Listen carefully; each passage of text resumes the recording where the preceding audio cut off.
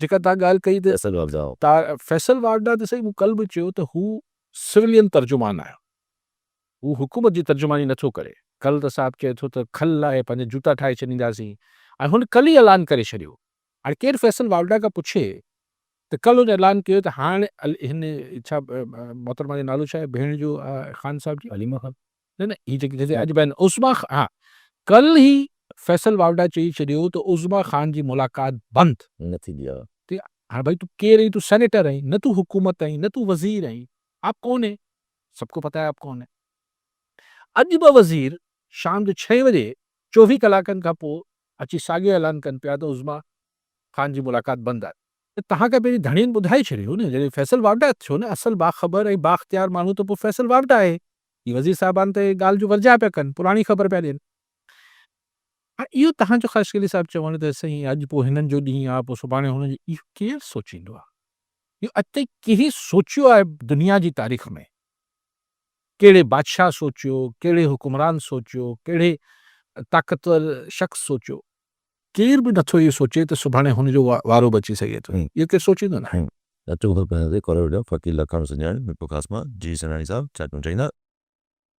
अब कहता है साईं ये तो सलाम जाए ये नंदुरे बालरो जो को कराची में किरियो आज वजीर आला साहब भी के तरह ने के जिसलिस ये कहे ऐसे कैसे जमाते इस्लामी आ रहा एमकेएम आ रहा असे दिल्ली में बोरी असा जी यानी प्रिया कुमारी सरकारी ने के यादी काने जे उन्हनि जे वालदेन चए है तो खुर्शीद शाह आई नासिर शाह थता देन ता साजी बजरी वेरी वी आई हिननि खे इहे ॻाल्हि यादि पहुचे अथनि कराची जे पहिरें दॿाए अथनि त मुतवा वहाब असेंबली ताईं गोर दिया नी असांजी न्यारी जे लाले पोइ केरु कोन थो ॻाल्हाए।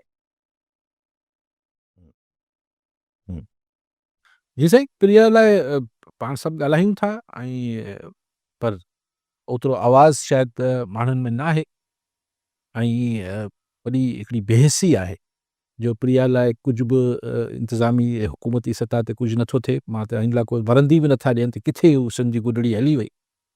जेसि ताईं हिन ॿारड़े जो, हीउ बि सिंध जो बचो हो, सिंध जो ॿारड़ो हो, मूंखे थोरो सुकून आयो जॾहिं मेयर कराची कल्ह माफ़ी वरिती आहे। शुक्र अल्हम्दुलिल्लाह, उनखे 2 ॾींहंनि खां पोइ शदीद रिएक्शन क्रिएट थियो आहे। उनखां पोइ मेयर साहब खे इहो ख़्यालु आयो आहे मुर्तज़ा वहाब खे त भई बहरहाल अल्टीमेटली हू रिस्पॉन्सिबल आहे, चाहे हू गटर लॻाइण जो हो पाबंद या न हो, ultimately mayor of the city is responsible. रुगो BTR ऐं ॿियनि ते BRT ऐं हिननि ते नथा तव्हां ॿियनि इदारनि ते उछलाए सघो। सो माफ़ी वरिती आहे, शुक्र। पहिरीं त हुनखे इहा कावड़ हुई त फलाणे खे छो पिया मुबारकूं ॾियो ऐं फलाणे खे छो न पिया ॾियो। अजीब नॉनसेंस गुफ़्तगू हुई, टू बी ऑनेस्ट। लेकिन मूंखे ॻाल्हि इहा सम्झ न आई त हलो डिप्टी कमिश्नर बि कंहिं हद ताईं कि भई हुनखे बि ॾिसणु खपे, कंहिं ज़माने में त DC हर शइ जो इंचार्ज हूंदो। हीउ हिकिड़ो म्यूनिसिपल मामिलो हो, बिल्कुलु। हीउ हिकिड़ो जेको बि मामिलो SSP डॉक्टर इहे जेको पंहिंजो न असद न SSP जी मलिक, फरूक रज़ा मलिक फरूक मलिक खे उनखे कहिड़े खाते में मुतल कयो अथनि? पुलिस जो कमु कीअं थियो गटर जा नाला ठीकु करण जो? मूंखे सम्झ न आहे त SSP खे वरी दगड़े चयो। हा, पर हुन त ग़रीब ॿिए ॾींहुं हुन ॿारड़े खे बि सॼे जेको आहे उहो गुल वुल ॾिना हा, जे ॿारड़े बचे जेको तनवीर नालो जेको ॿार जो, हुन SSP खे फरूक मलिक खे हरू रगड़े छॾियो। लेकिन पहिरियों चवंदो त फ़िलहाल त ॾेखारिजे त असां सस्पेंड करे छॾिया, हीअ थिए या हू थिए। पर हू अॼु बि हुते उहे सभु कुझु खुलियल आहे, ऐं कुझु फ़र्क़ु त न पियो आहे। हाणे अला पनाह ॾे, वरी को हादसो थींदो, वरी रड़ियूं शुरू थी। त अलॻि ॻाल्हियूं आहिनि। मतिलबु ख़ान सां जेका ख़ान हिननि लाइ ॿोली ॻाल्हाए पियो, ऐं जेको ख़ान सां जुठियूं कनि पिया। ख़ान जी मुलाक़ात 1 महीने खां बंदि हुई न, 27 अमेंडमेंट खां अॻु खां बंदि हुई। 4 नवंबर खां। पर आइनी तरमीम त हाणे हींअर थी आहे, 20, 22, 15 तारीख़। त ख़ान जो हिननि ॾे छा रवैयो हो, हिननि जो ख़ान ॾे छा रवैयो, इनमें त का बि नवाण न आहे। टेक्निकली ॾिसो वरी, ठीकु आहे। नोटिफिकेशन जारी न थियणु प्रोसेस थिए पियो, हाणे समरी हली वई आहे। होपफुली राति ताईं नोटिफिकेशन जारी थी वेंदो या सुबुह जो थी वेंदो जेको बि हिन जो बि हुन सां को तालुक न हुजणु खपे। छा तालुक आहे? उसूलनि ते हा तालुक ई कोन्हे। तालुक न त पोइ ही ॿिनि शयुनि खे मिक्स छो पियो कजे? जनाब उतां ध्यानु हटाइण खां सवाइ ॿियो छा आहे? ऐं बाक़ी सख़्ती थींदी मारे छॾींदा ही करे छॾींदा हा सही, हींअर त जंहिं वटि ताक़त आहे सभु कुझु करे सघे थो। इन कहिड़ी इन अजीब ॻाल्हि कहिड़ी आहे? मतिलबु अयूब ख़ान वटि ताक़त हुई, भुट्टो साहब ते बि इहे इल्ज़ाम लॻा, यस ही ऑल्सो ज़ियाउलक हद करे छॾी, ही जेको किला ऐं ही सभु भरिजी विया, माण्हुनि खे फटका बि सॉलिडिटी कंफाइनमेंट्स ही सभु ज़ियाउलक कयो, त पोइ माण्हू ॿिया कंदा आया। मुशर्रफ बलूचिस्तान में छा थी रहियो आहे? So you see point is के इहो सम्झणु त ही असां वटि जेको अॼु वारडा साहब टिपारी चए पियो त ही थी वेंदो हू थी वेंदो, हिन में नई ॻाल्हि कहिड़ी आहे? न उनकी रस्म नहीं है न, त हिन में नई ॻाल्हि कहिड़ी आहे? हीअ असांजी जेको अज़ीम रिवायतूं सियासी, अज़ीम असांजी सियासी जेको हू आहे पुरखनि खां जेको असां वटि हलंदो आयो आहे उहो आहे। हिन में नई ॻाल्हि कहिड़ी थी थिए? मूंखे त को नई ॻाल्हि नथी लॻे। ज़ाहिर हाणे कंदड़ नवां आहिनि हा ऐं भोगींदड़ नवां आहे, पर थींदो त साॻियो कमु आहे। पर सभु कुझु ॻाल्हियूं हाणे अहिड़ियूं आहिनि न जेके हर भेरे चइजे त माना न थींदियूं आहिनि, कुझु कॾहिं कॾहिं थी वेंदियूं आहिनि। हाणे जीअं ॻाल्हि वरी निकिरी आई आहे NFC जी, त NFC जो इजलास हले बि थो, ज़ेली कमिटीज़ बि ठही वयूं आहिनि, गुफ़्तगू शुरू थी वई आहे, कीअं डिस्कशन्स कजनि, छा सुबुह खां त ख़बरूं इहे बि हलनि बि पियूं त किथे का इहा तबसरो बि हले थो त को सूबनि जो शेयर को 5% अलाए 6% घटायो वञे। ॾिसो आउं इएं नथो सम्झां, मूं तव्हांखे पहिरीं चयो त ही ॻाल्हियूं हिकिड़ी ॾेखारींदा, हासिल त इहो ई पर कंदा को ॿिए तरीक़े सां। हुन मां बि हासिल मतिलबु इहो ई निकिरंदो त वफ़ाक़ जो शेयर वधी वञे। मिसाल अॼु मूं हिकिड़े अख़बार में ख़बर पढ़ी त 2.5% यानी 2.5% टोटल ग्रॉस जेको असांजो बजट ठहे थो NFC में डिविजन खां पहिरीं उहो कढी छॾिबो। उहो कढिबो असांजे डिफेंस पर्पज़िस लाइ, ॿियनि पर्पज़िस लाइ ऐं वाटर सिक्योरिटी में मूं पढ़ियो। पर डिफेंस, वाटर सिक्योरिटी, मुल्क जी सिक्योरिटी इन लाइ 2.5% त मथां बाला ई बाला कढी छॾिबो। कढी छॾियो। हाणे जेको बचियो आइन चए थो 57.5%। अच्छा उहो 2.5% कढी छॾियो त केरु रखियो? वफ़ाक़ रखियो। उन खां पोइ चवंदा त अच्छा तव्हांखे 57.5 खपे न, हा तव्हांखे ॾियूं था, पर टेक्निकली त न थियो। टेक्निकली त जेको वफ़ाक़ जो 42.5 आहे उहो 45% थी वियो। ईअं रफ कैलकुलेशन कयूं था, हिकिड़ो इहो वधी वियो। पोइ जेको ॿी ॻाल्हि आहे जेका पाण बि डिस्कस कंदा रहियासीं त बिस्प 600-700 मिलियन डॉलर चवां पियो, अलाए केतिरा 600-700 अरब रुपया उहे सूबा पाण खणनि बाबा।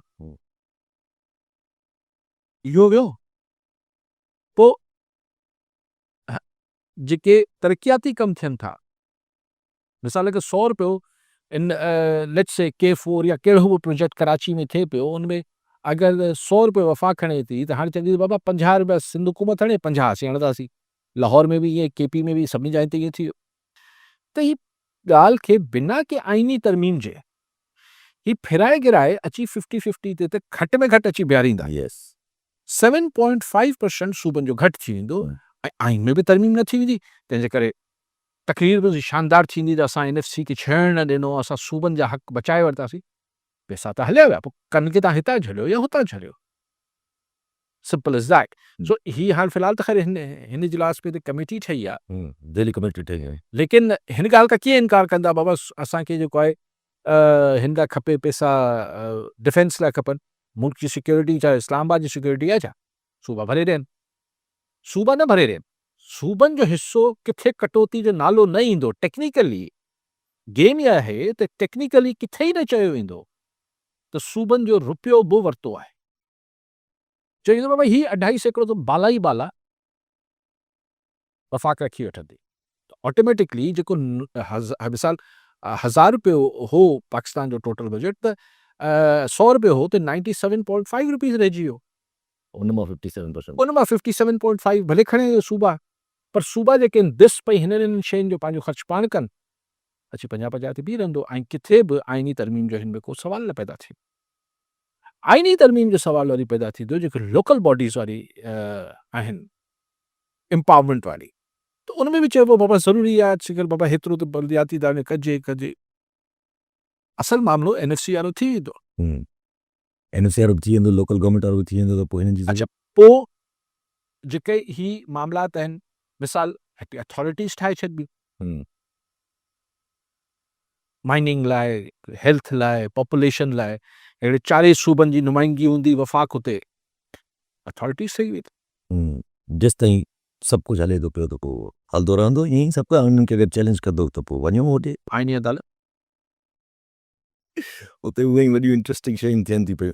भई सभु ज़ाहिर ही जेका सूरतियाल हिकिड़ी त चइजे त माना बिलावल साहब लाइ जेकी ॻाल्हि लैंग्वेज आहे जेका चवनि था पिया, ज़ाहिर काथे न काथे इहा शइ क्रंच या as a compromise Aahista Aahista काथे न काथे वञी पार्टीज़ खे वञी फील त ईंदो न त भई तव्हां क्रश थींदा था वञो एट वन पॉइंट ते ज़रूरत बि न रहंदी। न, ज़रूरत त हमेशह रहंदी आहे, ज़रूरत त हमेशह रहंदी आहे। इहो कीअं था चओ, इवन जेको बिल्कुलु ओपन मार्शल लॉज़ बि हूंदियूं आहिनि, हा उन में ग़ुलाम निसार ख़ान जी टाइप जा माण्हू त खपंदा आहिनि न। हा त इहो चवण त न हिननि पॉलिटिकल पार्टी जी ज़रूरत न रहंदी, स्पेस घटिजंदी वेंदी, उहो काफ़ी घटिजी चुकी आहे, वधीक घटिजंदी वेंदी। ऐं ही मतिलबु ज़ाहिर मिसाल तारड़ साहब आहिनि, ही घटि पघार ते बि कमु करे वठंदा, कहिड़ो मसइलो आहे? छा मतिलबु मूंखे ॿुधायो न, ॿियो किथां नौकिरी मिलंदी? हज़ार में तो कोई कोन्हे न, अगरि जे नवाज़ शरीफ़ साहब जी सियासत लाइ चयो वञे थो पियो, पाण मुशाहिद सैयद साहब बि चवनि था पिया त हू 80s 90s वारी सियासत में हलिया विया आहिनि नवाज़ शरीफ़ साहब, उहा जेका पहिरियां ज़िया जे दौर में कंदा। हा न, माना अपग्रेड थी वियो न सॉफ्टवेयर, इहे चवणु चाहियां पियो शायदि। देसी उहा सियासत में हलिया विया आहिनि। नज़रियाती सियासत छॾे ॾिनी साईं, विच में चइबो न नज़रियाती हो गया हूँ।